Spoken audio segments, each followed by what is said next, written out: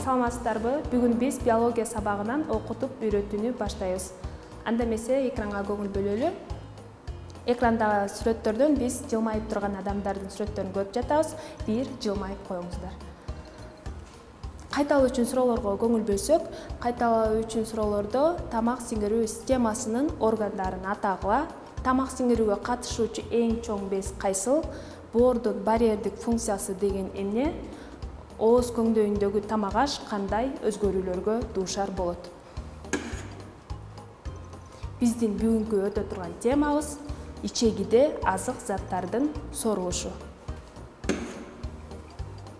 Сабагыбыздын максаты ичеги көңдөйүндө тамактын эриши, азык заттардын ичегиде ажырашы тууралуу толук маалымат ала алабыз. Ичегиде тамактын эриши. 12 ичегиде эриген заттар көбүнчө анын керегеси аркылуу канга сиңет. Эриген жана жакшы аралашкан тамактын кесек бөлүкчөлөрү ичегинин ички бетиндеги былжыр челинин өзүндө жана ичегинин ички бетиндеги түкчөлөрдүн арасында эрийт. Анткени алардын арасында көптөгөн ферменттер бар. Ал ферменттер ошол түкчөлөрдүн арасына кирген гана затка таасир этет. Эрүү процесси ичегинин керегесине жанаша жүргөн соң, булар керегенин жанында ажыроо деп аталат. Демек, сүрөткө көңүл бөлсөк, сүрөтүбүздө тамак сиңирүү системасындагы органдарга көңүл бөлөбүз. Тамак сиңирүү системасы бардык органдарда бирдей жүрбөйт. Мисалы, ооз көңдөйүндө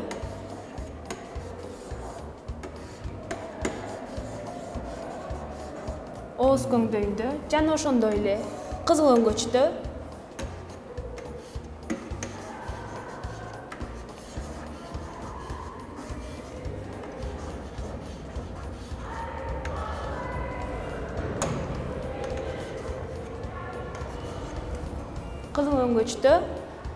тамак сиңбейт. Ал эми ашказанда болсо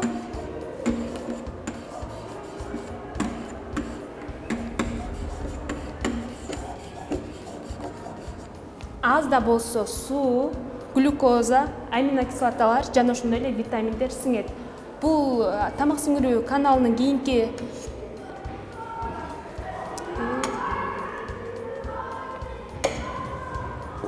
бөлүгү болуп,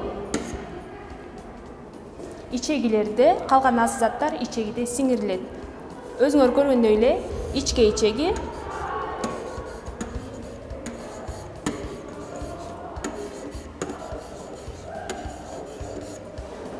жоон ичеги,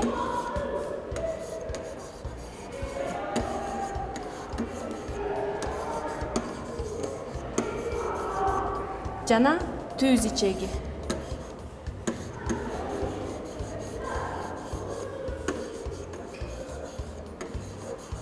Болуп саналат.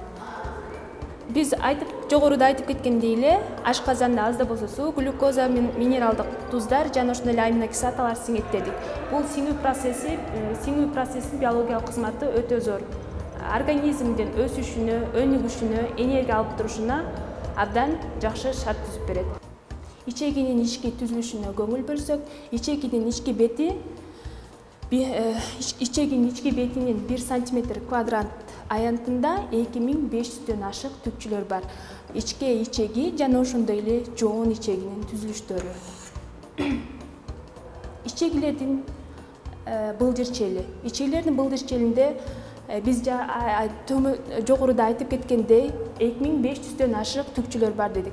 Мына 2500дөн ашык түкчүлөрдүн турушу жана ошондой эле бир катмарлуу эпителий, жана ошондой эле лимфа тамыры, жана ошондой эле кан тамырлар.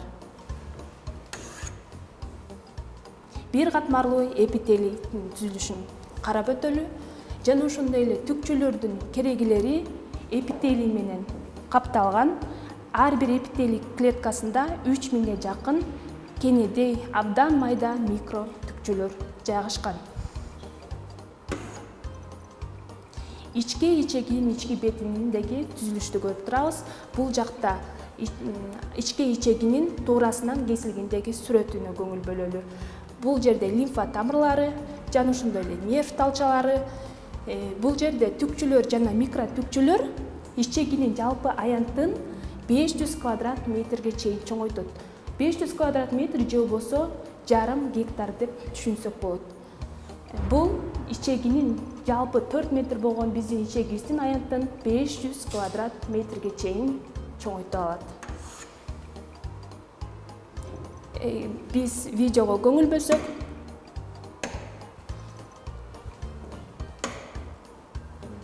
бул жакта азык заттар ооз көңдөйүнөн кулкунга, кулкундан кызыл өңгөчкө, кызыл өңгөчтөн ашказанга келип түшөт. Андан кийин ички ичегинин аянты абдан чоң, анда эрүү процесси жакшы өтөт. Жана ошондой эле ички ичегинин ички бетинде өзүңөр көргөндөй эле түкчөлөр. Биз жаңы эле айттык, 2500дөн ашык түкчөлөр. Мына 1 сантиметр квадрат аянттагы ичегинин ички бетинде түкчөлөр. Түкчөлөрдүн ичиндеги эпителий клеткасы. Эпителий клеткасы аркылуу биз жеп аткан азык заттар жана тамак аштар канга сиңирилет. Биз жеп аткан азык заттар келип атат ичегинин ички бетиндеги бир катмарлуу эпителий клеткасына. Андан лимфа тамырларына жана ошондой эле кан тамырлары аркылуу канга сорулат. Андан кийин ички ичегиде эрбей калган азык заттар жоон ичегиге келет. Жоон ичеги, ички ичегиде эрбей калган азык заттар жоон ичегиге өттү. Жоон ичегиде өзүңөр көргөндөй жоон ичегиде ички ичегиден эрбей калган азык заттар эрүүсү ушул жерде, эрүүсү ушул жоон ичегиде аяктайт. Андан сырткары жоон ичегиде тамак ашка таасир эте турган ферменттер жок. Анын ордуна ферменттердин кызматын аткарган биздин жоон ичегибизде жашаган бактериялар. Жоон ичегибизде жашаган бактериялар ички ичегиде сиңбей калган азык заттарды сиңирет жана ошондой эле андан сырткары заңды түз ичегиге өткөзүп берет. Биз үйгө тапшырмага көңүл бөлсөк, тамак ажыратуучу ферменттер ички ичегиде, жоон ичегиде жана ошондой эле түз ичегидеги тамак сиңирүү системасынын кайсы жеринде эрий турганын жана ошондой эле кандай азык заттарды ажырата тургандыгын, азык заттар ажыраганда кандай заттар пайда боло тургандыгын үйдөн карап келебиз. Ушуну менен биздин сабагыбыз аяктады. Кийинки сабактан көрүшкөнчө саламатта калыңыздар.